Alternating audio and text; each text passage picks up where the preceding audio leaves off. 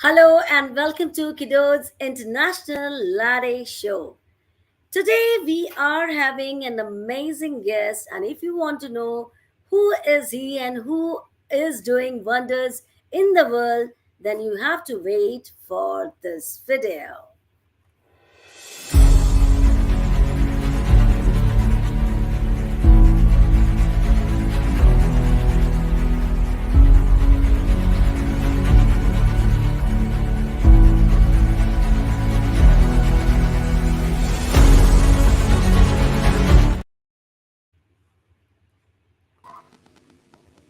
Here is my guest. Welcome, Amos Wobayila, to our show. It's been a great pleasure and honor to have you as our guest. So, Amos, can you hear me? Yes, All I right. can hear you. So, can you please enlighten the world your life journey because we all are waiting for that? Yeah, thank you very much, Supreme Doctor, for having me on your show. My life journey has been an amazing one, and my name is Wobayila Amos. I'm a Ugandan, and I was born in 19th January 1985, one of our indigenous tribes in Uganda, in eastern Uganda, and I'm a Bantu by an ethnic tribe. I started education in 1992, and within Uganda, that is in primary education. So it has not been always easier for me because our family background did not have enough money to take us to one of the best schools that every parent would wish to take their children to. And along the way, when I joined primary one, that is the beginning education journey, we had to face a lot of challenges. Mainly, we got school late because we wake up at 4 a.m. and we always first go and do core work in in the field, go to dig, go to carry grasses for animals. Then we reach school a bit at 9 when most of our parents, most of our colleagues have already started studies.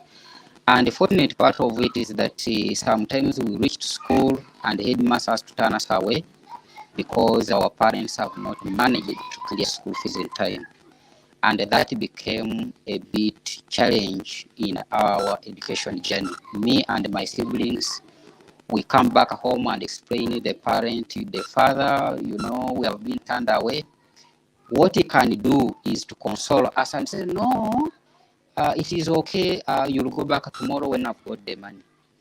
But he could collect all the newspapers and the books around in the community that would read so that we have a broader perspective on what's happening in outside the world. So I kept on asking myself and some other people, and is this what all happens in other families, other communities, or other children or other students around the world? That question remained in me. But when we get a chance to go to school, I always make sure that I do revision. I make sure that I cover out the work that have been missed during when we are not in classroom, when we are not at school. And the only chance for me had to revise the books is school, because at home, no chance. We are always doing our work, doing some work that can always bring out money that will pay school fees for the term.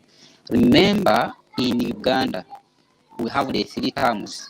The loyalty means that we have first term, second term, third term. So along all this time, we are looking for school fees for the term. We're also looking for money for stationery, books, looking money to buy, purchase uniform, and extra and extra. So In 1997, when the government of Uganda introduced what you call primary education, this was a program initiated by the World Bank. So we went into registration and enrollment into the program. Our parent, the father, kept on telling us that, you see, whatever program that comes up, it comes with an opportunity.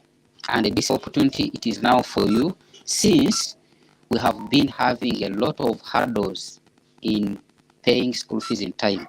That now, since the government of Uganda is introducing free primary education, it was introduced in 1987, proposed in Ugandan Parliament in 1988, and it was implemented in 1997.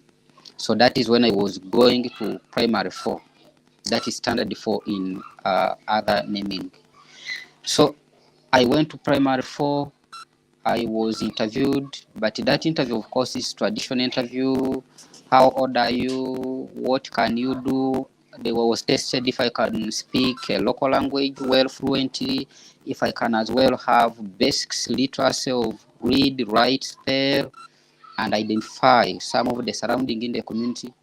I was able to do all of that, and I was admitted for universal primary education, which was the first breakthrough in life journey, because things paying through private sector, it was not easier, but switching it to the government sector, I saw it as a big opportunity. When I completed primary, I joined secondary education. Now that is, we call it students. I joined secondary education, and the secondary education I had also to make a lot of concentration, because secondary education, government does not now take responsibility of paying students for secondary education. It was another hurdle for me. It was another life journey for me, because I had to do some other extra work that will cater for paying in secondary education. But I kept on asking one of our best teacher for literature that what makes somebody successful. He said, challenges make someone successful. Challenges mentor somebody. Challenges streamline. Challenges prepare you for the big tasks ahead. That remained in me, and I said, wow, I think I must have been in the life journey, and I think I'm on the right track. So I finished secondary education, that is 2004, and I had to search for the sponsorship. So by then, Australian University was looking for the best students who would enroll in their university. So I applied, and I was successful for the sponsorship for that is in taxation. By then, I had also applied to a university in the United States, that is in Michigan, business administration and management. And also, when I applied, of course, they were not, I think, they didn't take me up. They didn't consider an application time. I had to wait. Then I switched to Australian. They gave me a chance. I started studying online. Now, this is the best example that I would give you. In most schools in Uganda and in Africa in particular, internet is still the biggest hurdle in most of the universities. So I had to go to cafe where the computers and internet to study my course at a degree level, to do research. You go to cafe moving beyond 200 kilometers every time that you feel you have a session. But what remained in my brain was, is this what happens to other students outside Africa, outside Uganda? Is it within Uganda or in the same families? But when I was asking some lecturers, they told me that every community has its own challenges, has its dynamics. But what happens to you is that it is like a curriculum, it's like a lesson. So accept understanding into that lesson, into that curriculum. So the challenges were referred as a lesson. So stand in and learn, then prepare the world. So you will be now the best person to tell other students, to tell other families, to tell other people, leaders in the world, that these challenges I passed through therefore need to be addressed. So you become easier, create a solution depending on the challenges we went through. So I mastered it. I says, wow, I think that's true. So I had a lot of ups and downs, studying online, accessing the material. Sometimes internet goes off, sometimes power goes off in the black. But I said, okay, these ones will be my beginning tasks once I finish studies, and these will be the solutions that I have to work on, so that no another child, no another student, no another family in any community that must go through what I went through.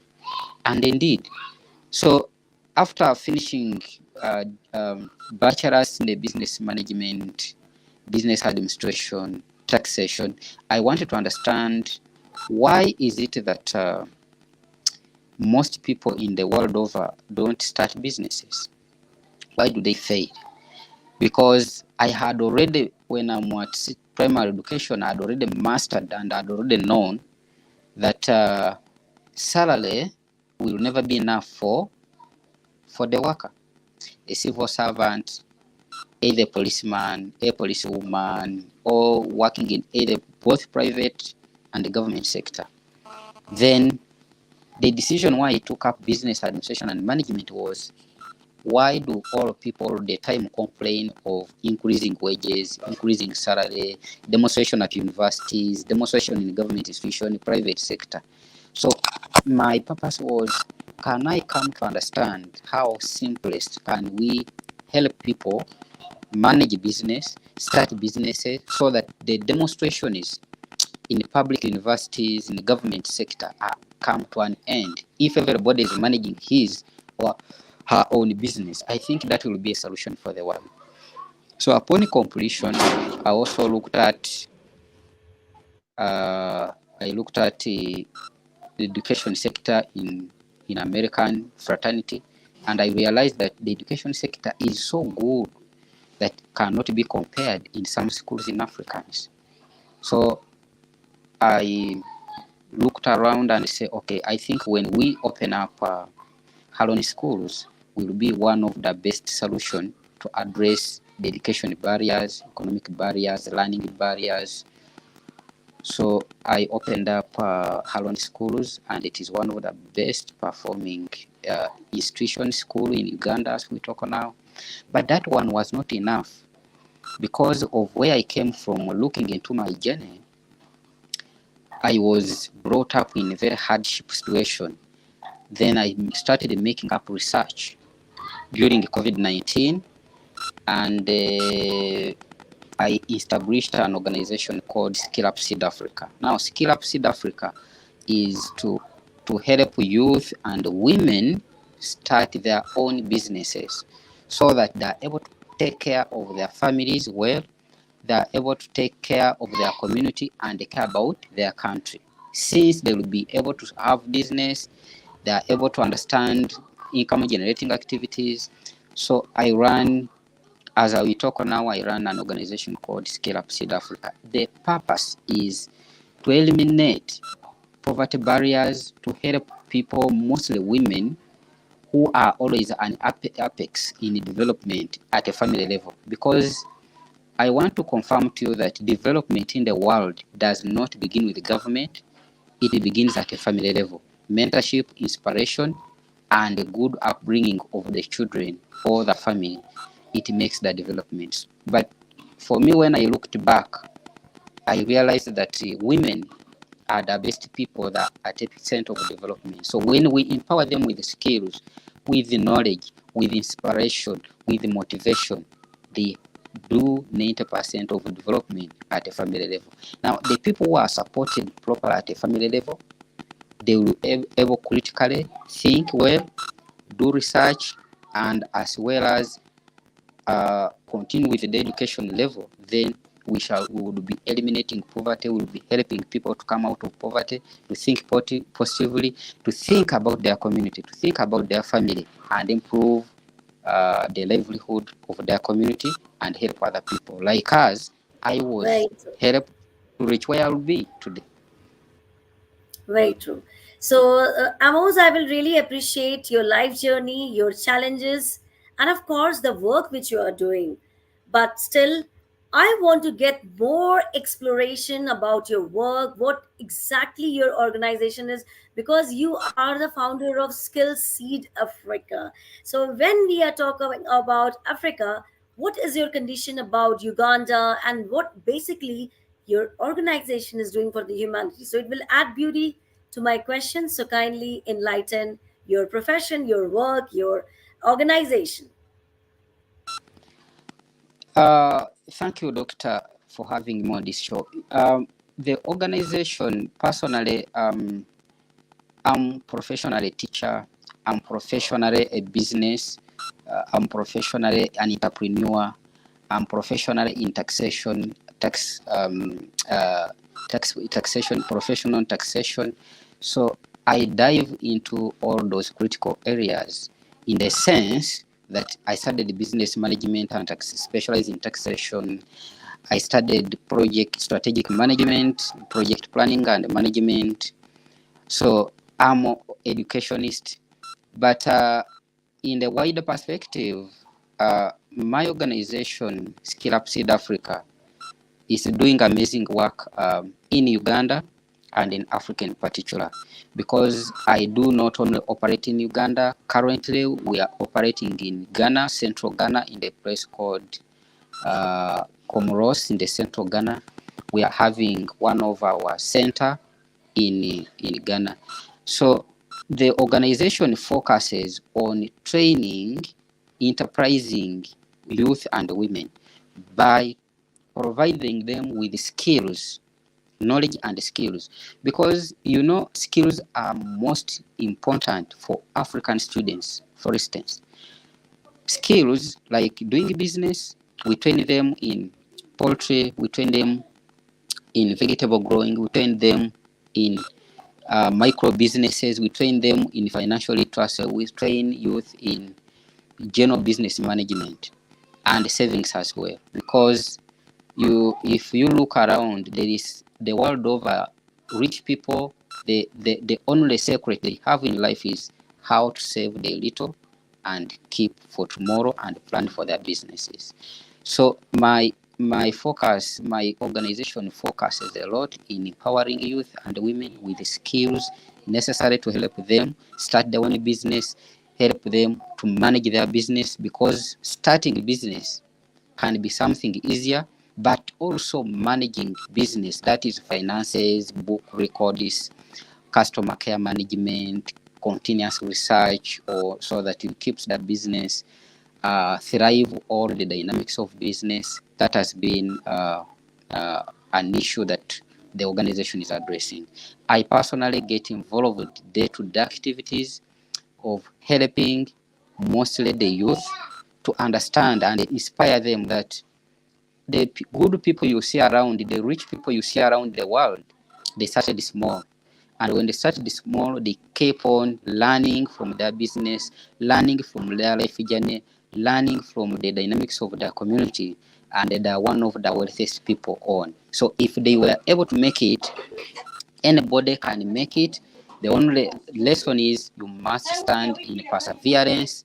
You must continue researching about your business. You must keep trusting yourself and believing in yourself, because if the people in the Western world can make it, you can also make it. And I keep on inspiring everybody that Africa is an amazing continent, that it has the capacity to feed the entire Europe, the entire Americans. The only difference is that, are you ready to take up the mantle? Are you ready to start small and keep on growing? And it becomes something that amazing, that most of the youth are taking up all of this. And if I can tell you now, is more than 100 people livelihood has been improved through self-sustenance, which is Very true. which Very is true. good. Yeah. Well, Amos, this is really, really wonderful to know your insightful views about your work which you're doing, your profession.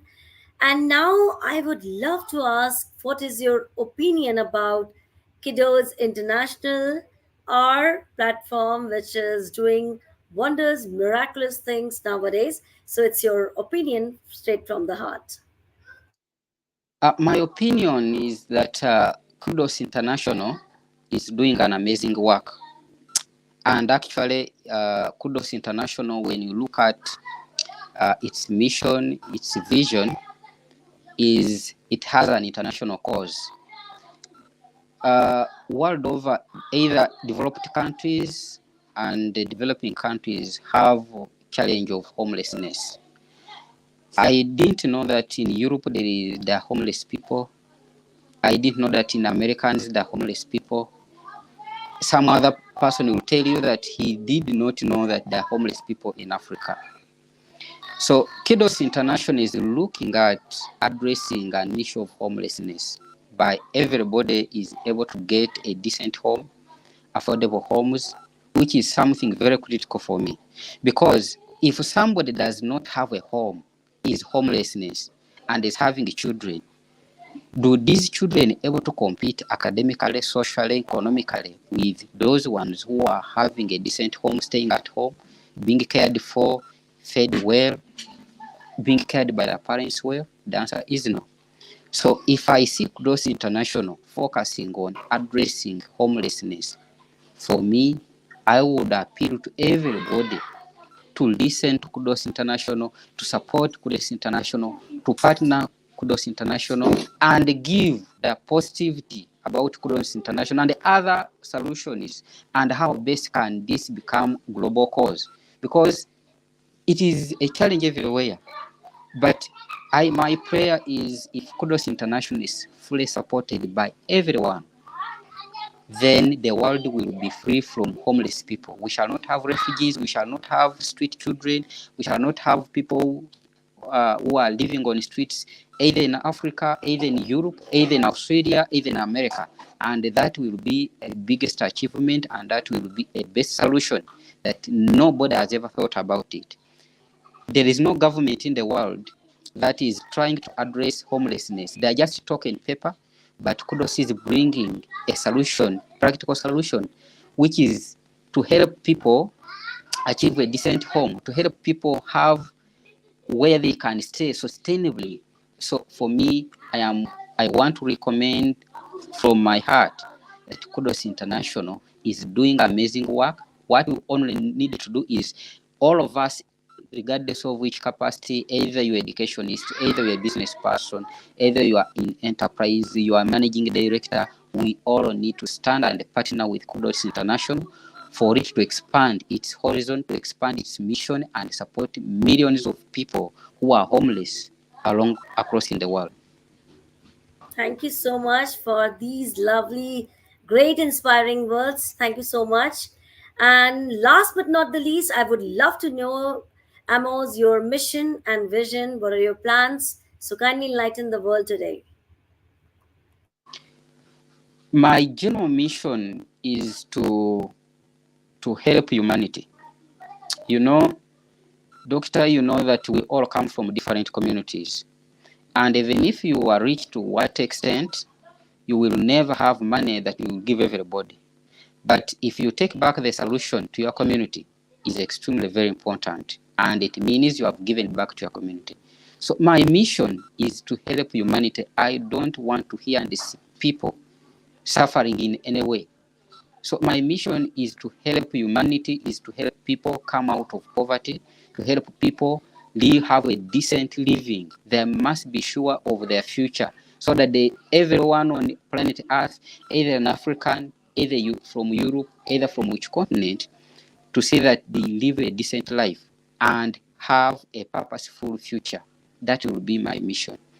My vision is being adjudicated that everybody must be an entrepreneur in every This form. is really great. Awesome one. Must be And thank you entrepreneur. once again for Amos that your vision and mission really, you can say exactly the same what Kiddos is doing. And I really appreciate your mission and vision. God bless you with lot of abundancy and lot of perspectives. When I meet you next time, you will be telling me about your mission and vision got accomplished. And hats off to you for your great, inspiring journey. Anything would you like to add since we are going to take adieu or bye, before we say bye, you know anything want to say? Yeah, what I would like as my ending remarks is that I want to appeal and request everybody outside there that the world is very small. We all need to work together. You know, when we can work together, we are joining skills, we are joining talents, we are joining the potential, we are joining ideas for the broader perspective, and our community would benefit. So I would want us all to be united, regardless of a color, regardless of political ideology, regardless of business, regardless of what. Let's unite to serve humanity, to help each other, your parents, your community, your country, your nation, your continent. It is we who have the capacity to make a world safer for everybody, not another person. So I would appeal to everyone. Let's unite, let's partner, let's collaborate, let's partner with KUDOS International, let's collaborate, let's support them in any way to see that their mission and vision is achieved 100%. That will be my happiest that I would want to see and hear on earth. Thank you, Amos, for your great life journey, inspiring life journey, and I'm sure your life journey would have impacted today millions and billions. So thank you so much once again for coming to our show and enlightening this evening, morning, or afternoon, whosoever seeing us from different parts of the world. So thank you once again.